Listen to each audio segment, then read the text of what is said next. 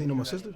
Yeah, we did a project together with Courtney, with Fred's sister. Okay. Yeah, That's what's up. So it's finally a pleasure to meet you. Nice to meet you. I mean, you know, ladies love you, so I got a lot of requests to slip some numbers to you, and I was like, we're not doing that today. Not today. But I know your birthday's coming up. It is. So I want to know, as you approach really get into your 30s, what is something that you want to do more of and less of? Into my 30s, I think I want to do more downloading into myself. I think taking more time for me and spiritually, mentally, kind of like investing in myself a little bit more. When you're on this run, you know, project to project, you know, press tours, constantly hustling, grinding to try to get to where you want to get to, you sometimes forget to stop and kind of like reset and download into yourself, because that's the most important thing. Less of worrying about what other people think.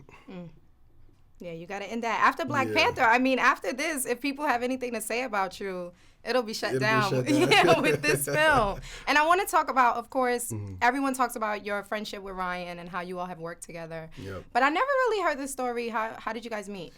We met right after I did Chronicle, maybe about 10 months before we shot Fruitville Station. You know, he had slipped the script to somebody at my agency. They got it to my agent. I read it. You know, the next week I decided, I wanted to sit down and meet with him.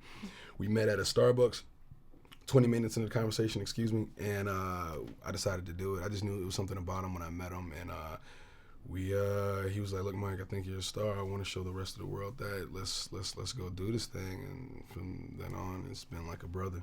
It's dope. What I love about Ryan is he really has this ability to humanize not only the superhero here in Black Panther, but also the villain. Like, you really feel for your character. What is kind of the key takeaway you want people to take away from your character, but specifically like people of the African diaspora? Man, I feel like the best villains are the ones you can empathize or at least understand where they're coming from. You know, their backstory and their history dramatically impacts their agenda. And for Killmonger, he just cares about his people, the survival of his people, by any means necessary. So I feel like with Killmonger, you have to, I think the message, or, you know, what I want people to take it away is, sometimes when you leave somebody no option, you know, there's you never know what somebody's capable of. And you have to, you know, treat everybody with the same respect and care, and also, you know, your upbringing, you know, your environment, you know, it all plays a part in how you progress throughout life, and if you're, you know, it's a very multi-layered thing because he's very complex. So I'm trying to see what's the best thing to kind of take away from Killmonger that could be misunderstood. He's victim of his circumstance. He very much so is victim of his circumstance, but I want people to take away is just, you gotta